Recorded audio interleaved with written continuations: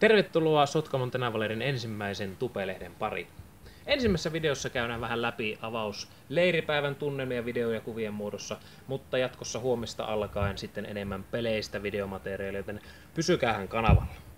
Täten julistan Tenavaleirin 2017 alkaneeksi ja toivotan kaikille mukavaa ja antoisaa viikkoa. Me pelaajat lupaamme, että reilusti pelaamme.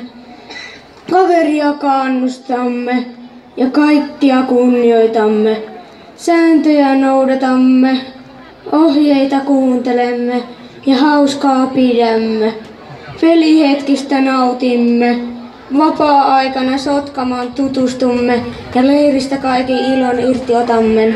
Tenavaleiria alkanut on. Me tuomarit lupaamme, että rehdisti toimimme oikeudenmukaisesti.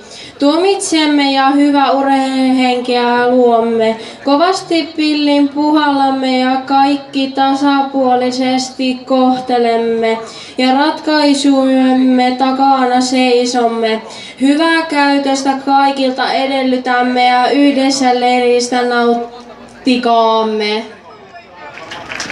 Kotijoukkue Sotkamon Jymy ja saattajina Team Superpark-joukkue Jere Wikström saattaa Willy Steel. 2 Niilo Pivoniemi saattaa Veeti Seppänen. 3 Mikko Korhonen saattajana Antti Koivukangas. 3 Mikko Korhonen, 4 Toni Kohonen ja saattaa Elia Leppänen. 5 Kosti Rautiainen saattaa Lasse Rautiainen. 6 Topi Korhonen, saattajana Artturi Salmela.